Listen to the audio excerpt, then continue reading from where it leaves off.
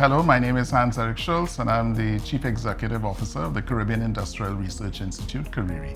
CARIRI was established in 1970 by an Act of Parliament, and it serves as industrial, business and technical support to both public and private sector, both locally and regionally, and with the mandate to support socio-economic development.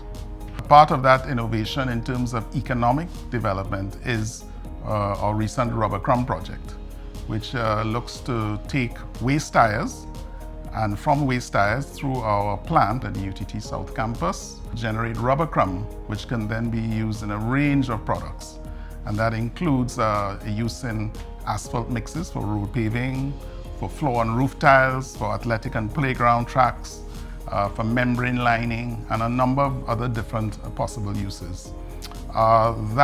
That innovation is exciting because it allows for what was thrown away as a waste product, waste tires, more than 1 million annually, which are a health hazard, to now be used as a new source of a new industry. CARIRI is a pioneering organization because it established the development of technical industrial services as well as business development services, particularly for SMEs. And we have been working on that throughout the decades that we've been in existence. And our mantra is, it's all about innovation. We're always looking at new ideas, new ways of doing things. Our stakeholders, the challenges and problems and issues that they may have, we are here to help them solve those challenges, meet those challenges and overcome those challenges. And that service to our stakeholders is the important aspect of what CARIRI does. We have continued to provide that support and service both locally and regionally. And I feel that the economic activity and development and growth in Trinidad and Tobago and regionally will only continue, and CARIRI will be part of that equation because we already are.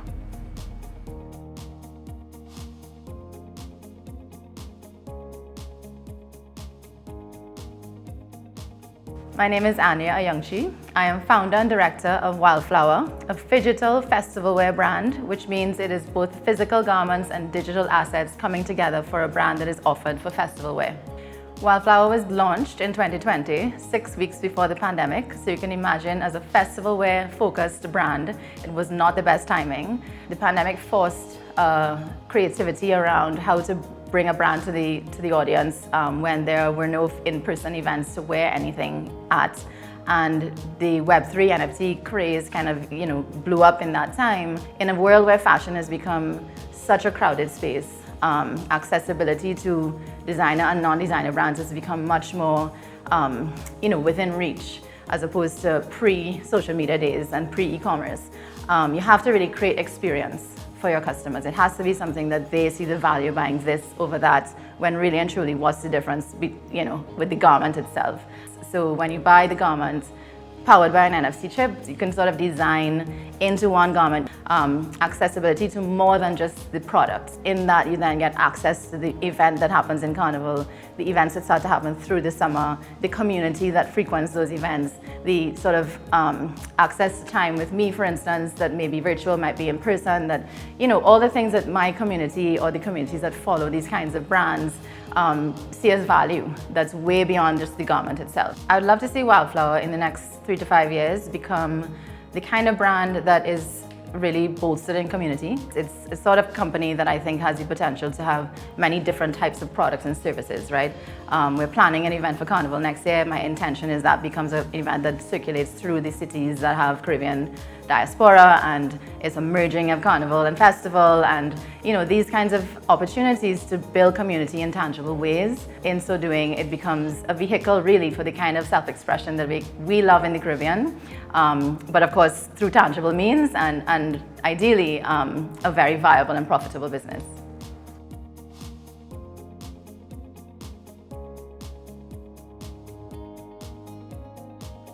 I'm Deidre Crystal Leakin. I'm Sean Furtus. I'm one of the co-founders and the Chief Operations Officer at Dingole Limited.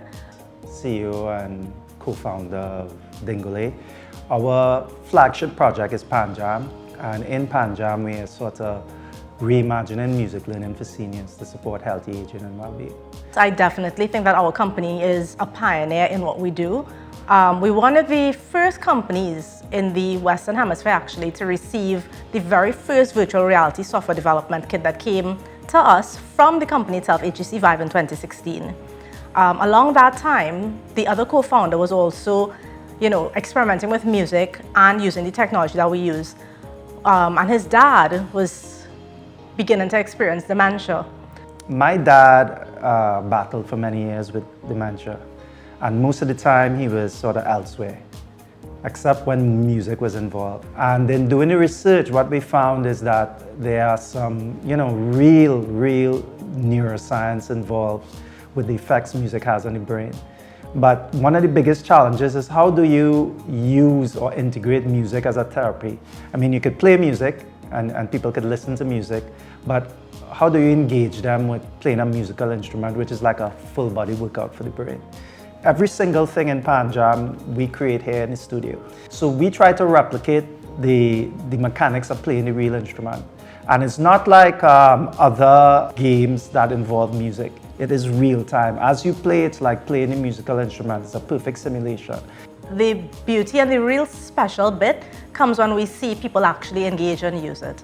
We did a full research project in India with several use cases, and each person, their response, the way they engaged with the experience itself, the outcome, the feedback was just phenomenal. People come up to us from Microsoft, from Google, and they're fascinated with how we've used our culture with the technology and how we've used the platform. So I think for us, that's the pride.